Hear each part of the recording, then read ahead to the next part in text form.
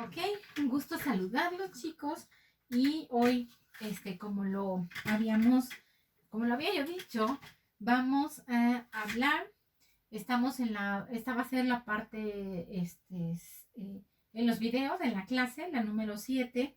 Y estamos hablando de la nueva clasificación de la enfermedad periodontal. Y acá corresponde hablar del tercer rubro que van a ser, se los voy a anotar, las manifestaciones periodontales. Acuérdense que es el tercer grande rubro. Entonces son las manifestaciones periodontales de las enfermedades sistémicas y condiciones del desarrollo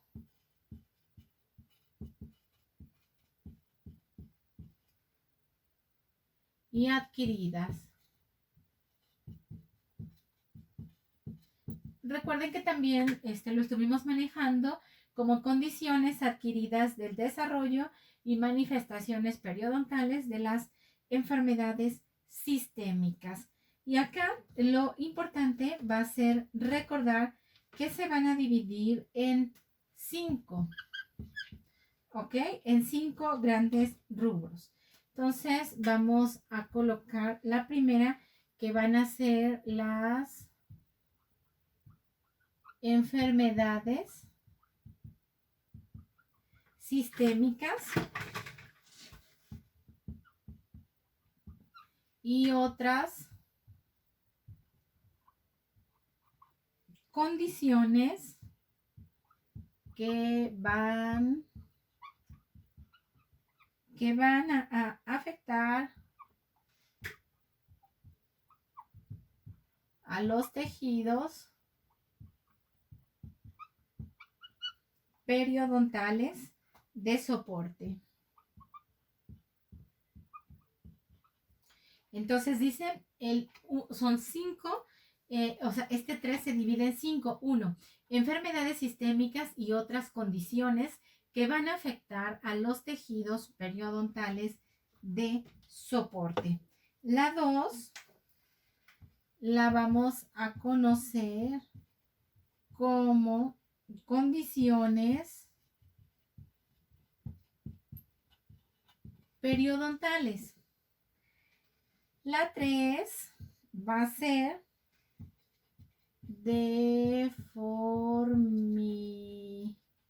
deformidades mucogingivales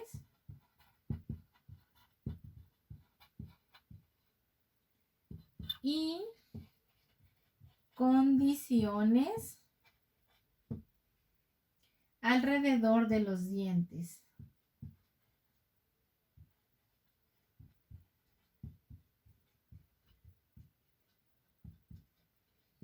¿Ok? Entonces dijimos que la 2 es condiciones periodontales y la 3 es deformidades mucogingivales y condiciones alrededor de los órganos dentarios.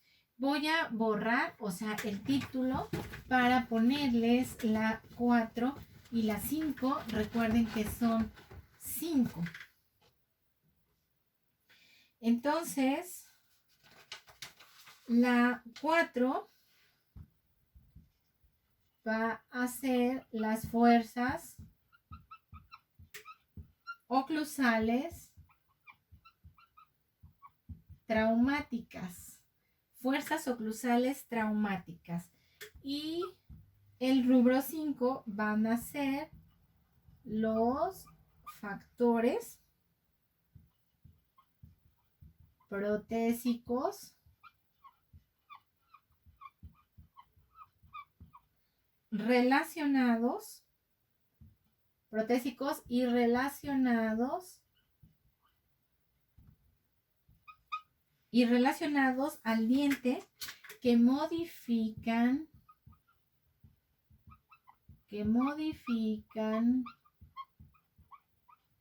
o proponen a las enfermedades gingivales inducidas por placa. Y aquí colocamos una diagonal y adelante le escribimos periodontitis. Entonces, 4 fuerzas oclusales traumáticas y los 5 es factores protésicos relacionados al diente que modifican o proponen a las enfermedades gingivales inducidas por placa, diagonal, periodontitis. Bueno, entonces vamos a explicar ahora una por una, ¿de acuerdo? Es importante mencionar que precisamente, o sea, en este rubro a donde vamos a empezar a hablar de las enfermedades sistémicas, nosotros debemos de saber que hay desórdenes sistémicos poco frecuentes. Bueno, para que no se hagan bolas, quisiera borrar esto y volver a colocar la primera para que recordemos de lo que estamos hablando. Los vuelvo a ubicar por si se quedaron dormiditos. Estamos hablando de la división. Son 4, la enfermedad periodontal se divide en 4 grandes bloques. Estamos hablando del tercero, que se llama este tercer bloque, manifestaciones periodontales de las enfermedades sistémicas y condiciones del desarrollo y adquiridas. Y dijimos que se va a dividir en 5. Ya escribimos las 5. Y entonces ahorita vamos a hablar de la primera que dijimos que son las enfermedades sistémicas y otras condiciones que van a afectar a los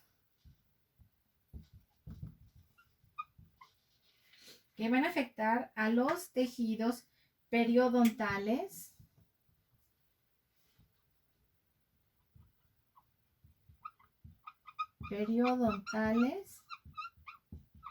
de soporte, ¿ok? Son 5. Entonces nosotros vamos a empezar a hablar en relación a la primera. Y dijimos que, bueno, va a haber desórdenes sistémicos poco frecuentes, por ejemplo, como el síndrome de Papillon-Lefevre. Este síndrome va a ser muy, muy poco frecuente que lo puedan encontrar en el consultorio. Va a atacar a pacientes jóvenes. Estos pacientes van a tener periodontitis muy severa, o sea, periodontitis severas. Y normalmente cuando llegan estos pacientes ya traen un diagnóstico médico de base. O sea, nosotros normalmente no hacemos ese diagnóstico médico. Normalmente ellos ya van a traer el diagnóstico de base. Y bueno, van a ser agrupados por periodontitis como con manifestaciones sistémicas y se basa en la enfermedad sistémica primaria, o sea, lo que acababa de mencionar. O sea, es decir, que ya viene diagnosticado el paciente y normalmente en este diagnóstico es que se basa la enfermedad periodontal. La mayoría que tienen enfermedades sistémicas primarias van a ser, por ejemplo, pueden ser como algún tipo de neoplasias. Aquí igual el médico, o sea, ya diagnosticó, no nosotros los dentistas, sino el médico, ya diagnosticó, tiene mucho que ver con la edad. Y bueno, van a tener también condiciones sistémicas que pueden afectar al aparato de inserción. No es coronavirus. No, Dios me libre. Normalmente, bueno, cuando los maestros dejamos de hablar y luego volvemos a hablar por un ratito largo, o sea, sí es como si no estamos tomando agua. Pero bueno, ya se me quedó la costumbre de no comer en el salón, entonces no estoy tomando agua. Va a haber condiciones de enfermedades sistémicas que van a ser muy comunes. Estas, o sea, pueden ser, por ejemplo, como la diabetes. Y recordemos que el biofilm siempre va a estar presente en toda la cavidad bucal de todas las personas. Como la diabetes mellitus, esta condición sí va a ser más común, de forma más común la pueden estar encontrando, y también es desafortunadamente muy común que los pacientes no van a estar controlados, o si no están controlados, probablemente ni siquiera todavía están diagnosticados, o sea, con diabetes mellitus. Estas alteraciones son independientes a la acumulación del biofilm. Hemos dicho en clases anteriores que las 24 horas del día, los 365 días del año, desde que nacemos, salimos del vientre de nuestra mamá, hasta que nos morimos, vamos a formar bacterias 24 horas al día en cavidad bucal y bueno, en todos los huecos de nuestro cuerpo.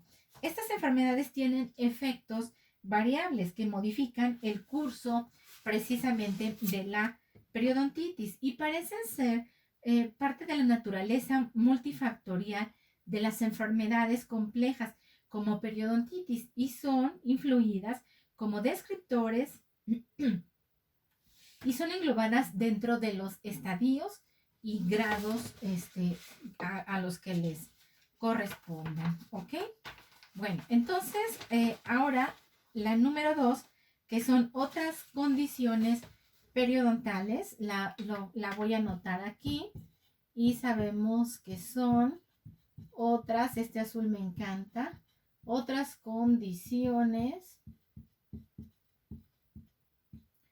periodontales. Y aquí nosotros vamos a dividir en dos grandes bloques: abscesos periodontales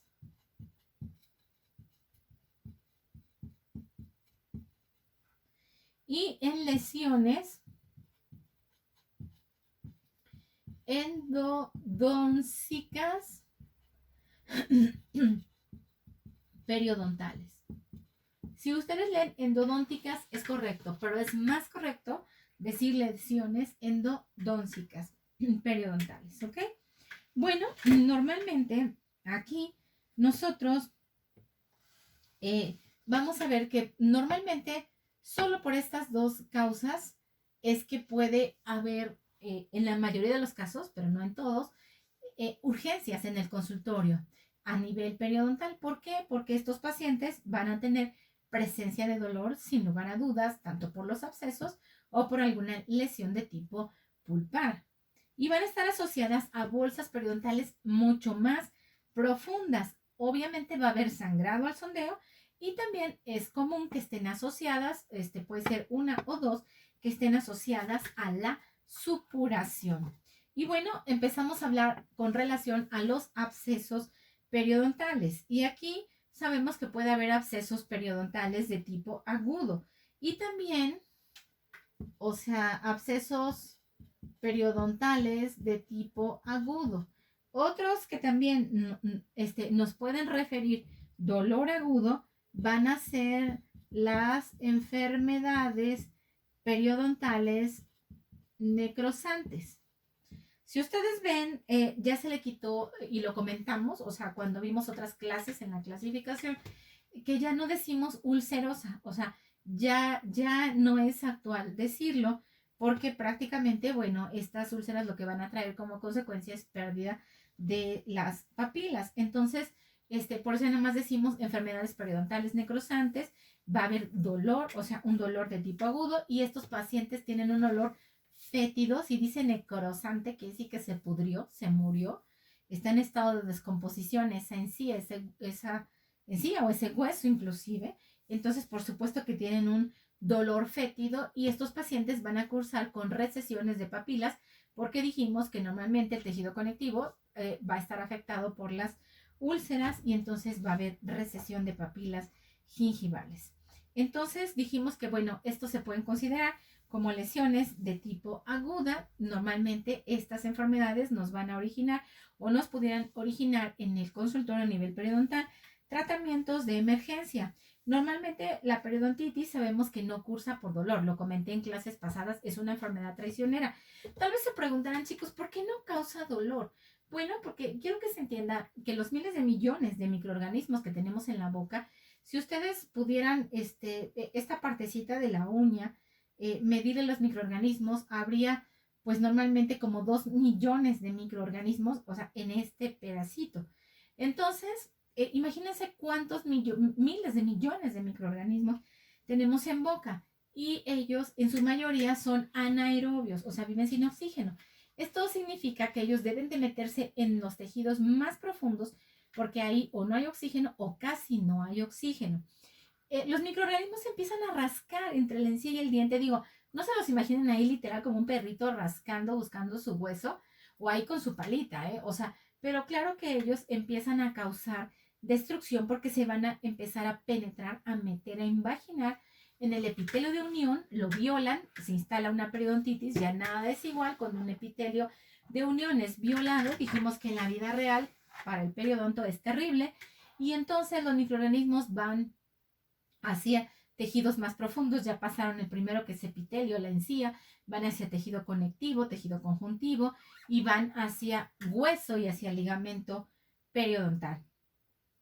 Entonces, los microorganismos están comiendo, alimentándose de nutrientes de la encía del hueso. Ahora entendemos por qué se empieza a subir y por qué se empieza a bajar. Estos microorganismos, como todo ser vivo, tienen que desechar, como todo ser humano. Los desechos huelen feo. En nosotros se llama pipí, popó, vómito, gases. En ellos se llama muy bonito, toxinas y endotoxinas. Pero para el caso, chicos, es exactamente lo mismo, o sea, huele a lo mismo. Ahora entenderán por qué las personas es común que tengan mal aliento, o si se dejan de lavar, o sea, también van a tener mal aliento. Los microorganismos se reproducen y se mueren. Los microorganismos muertos necróticos no se salen a la boca o a la lengua para que ustedes se los traguen. Recuerden que el término tragar es correcto aquí en el área de la salud, o para que los escupan. Entonces se quedan allá adentro. Todo eso está haciendo que entre en estado de descomposición. Pero no hay, aunque sí hay terminaciones nerviosas, pero no las hay tan directamente como en la pulpa. El paciente diría nervio.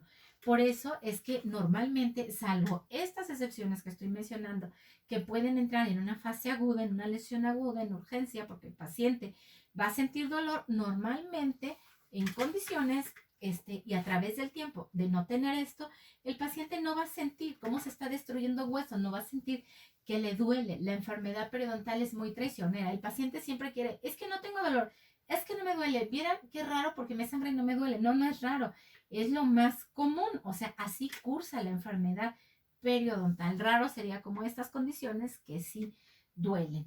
Y bueno, normalmente hemos dicho que los abscesos se presentan en pacientes que han cursado enfermedad periodontal y los pacientes también que no han cursado por enfermedad periodontal. O sea, un paciente que apenas está desarrollando enfermedad periodontal puede tener abscesos, o un paciente que ya tuvo enfermedad periodontal y no ha sido tratado puede tener abscesos, o un paciente que ya tuvo enfermedad periodontal, ya fue tratado, inclusive si se descuida, también puede tener abscesos. Normalmente recuerden que la periodontitis sin dolor, o sea, normalmente así es como cursa, sin molestias, pero acá sí las va a tener. Y bueno, va a tener como características destrucción rápida de los tejidos periodontales. ¿Por qué? Porque está habiendo abscesos, o sea, porque se está necrosando en el caso de las enfermedades necrosantes.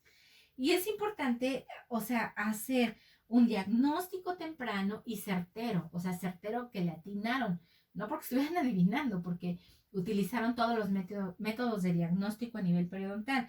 Y también se espera que exista una terapéutica adecuada. Si no hay una terapéutica adecuada, no vamos a poder resolverle al paciente el problema.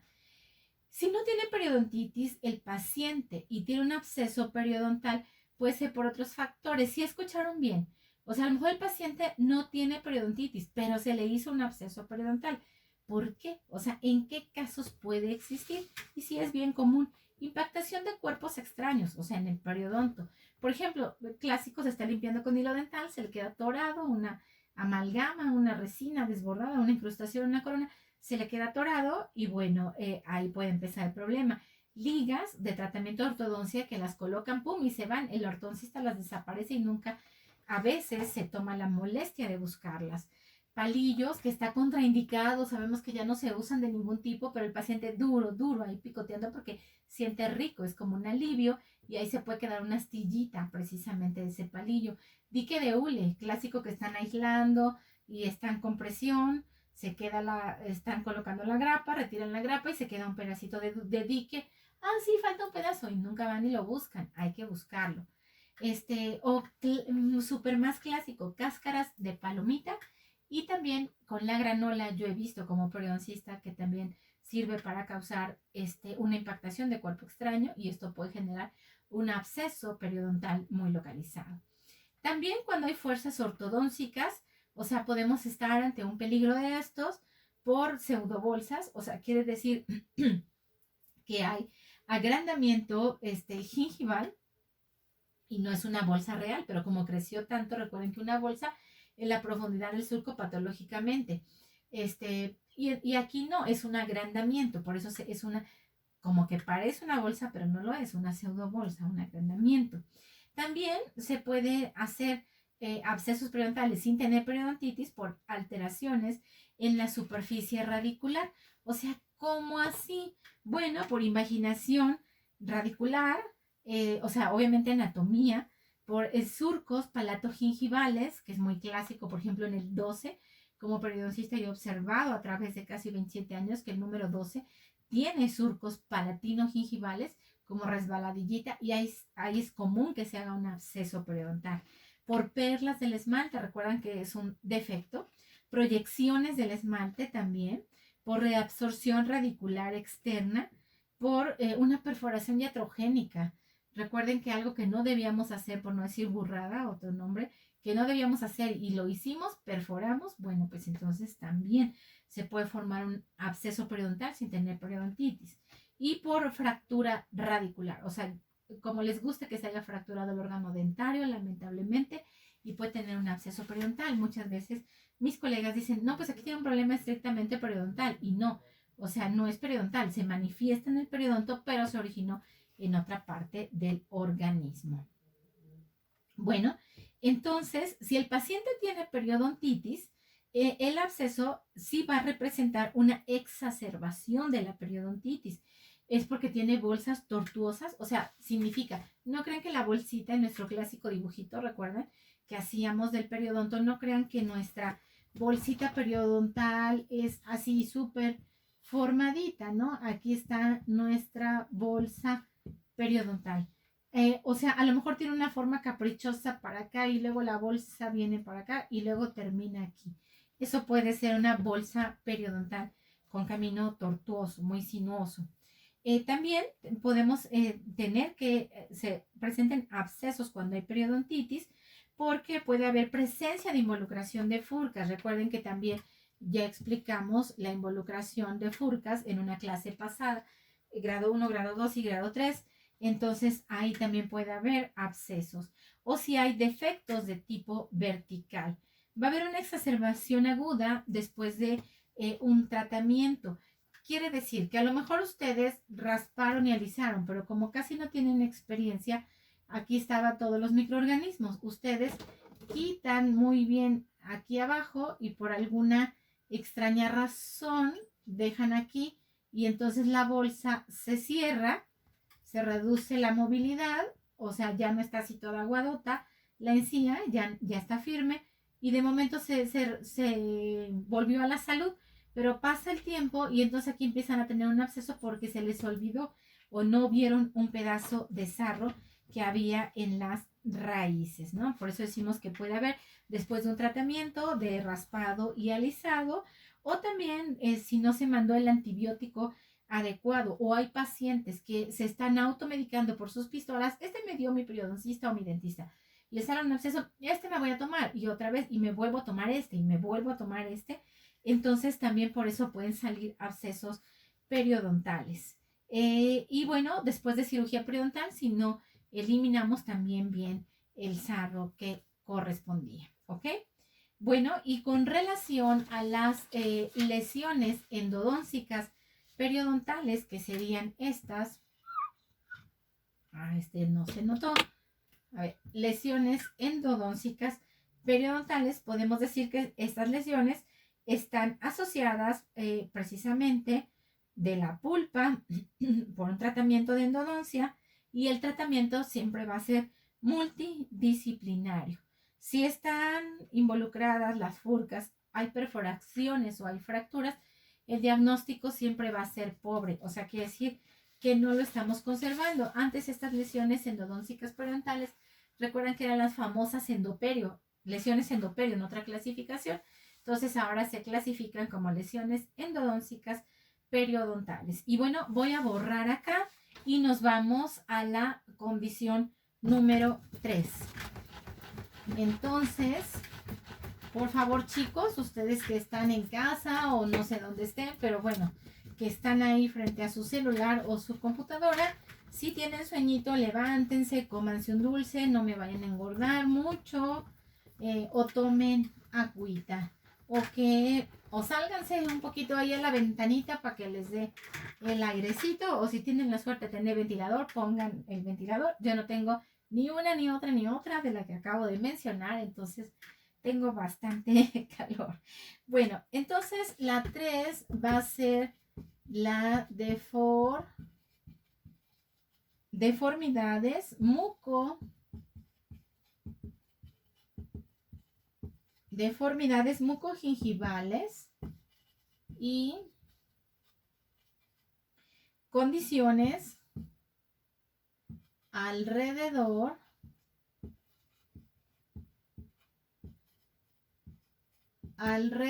de los dientes, ¿de acuerdo? Y acá nosotros prácticamente vamos a estar hablando, o sea, de dos, o sea, uno que va a ser el fenotipo de la encía.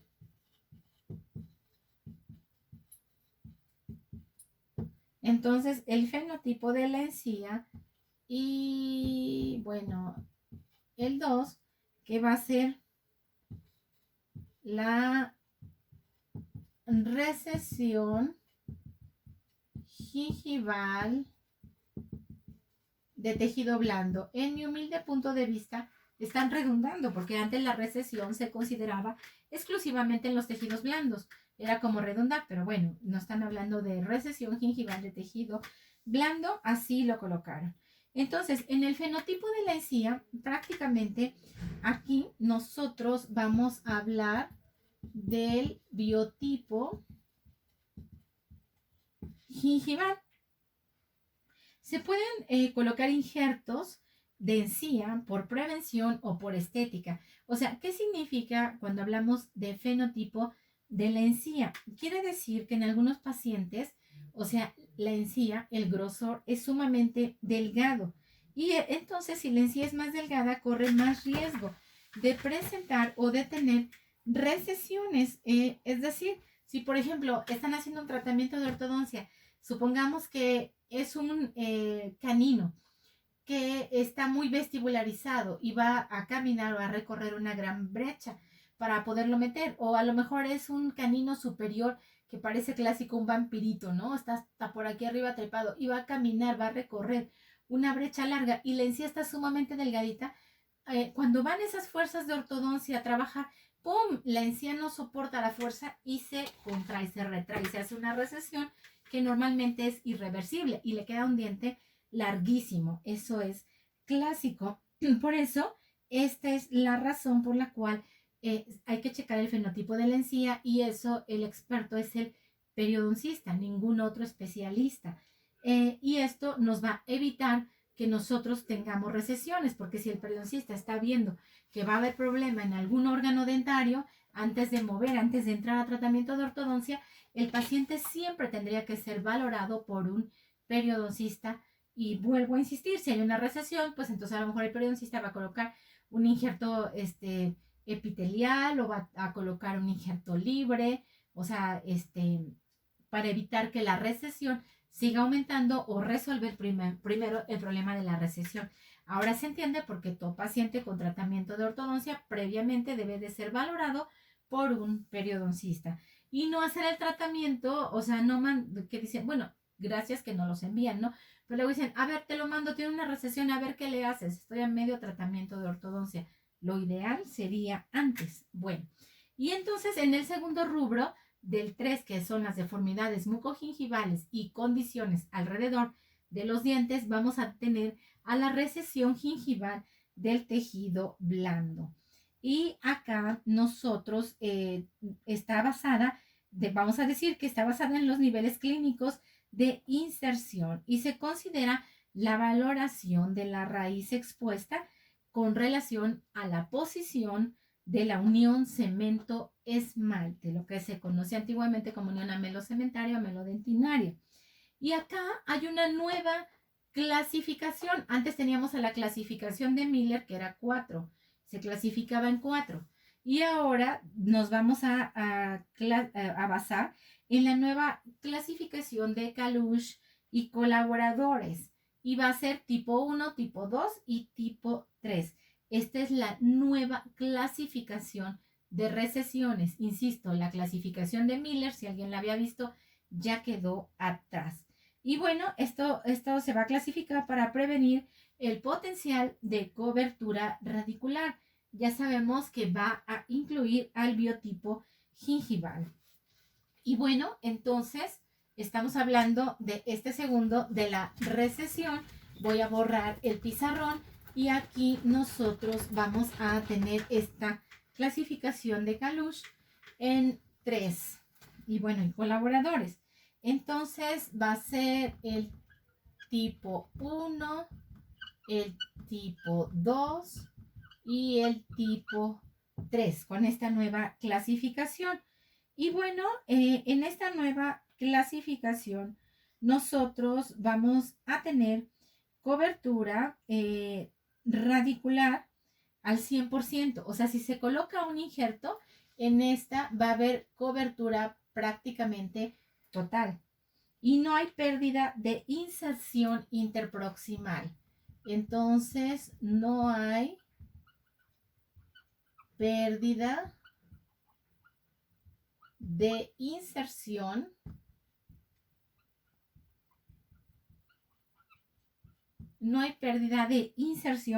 interproximal.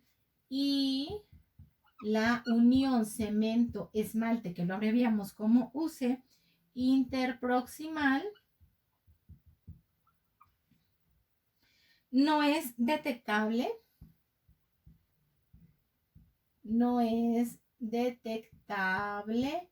ni en mesial ni en distal. Y este va a tener cobertura del 100%. El tipo 2, en la clasificación de Kalush, va a tener cobertura también al 100%. Y aquí la pérdida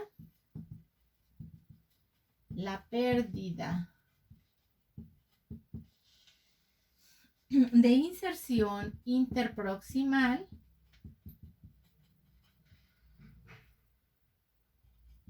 en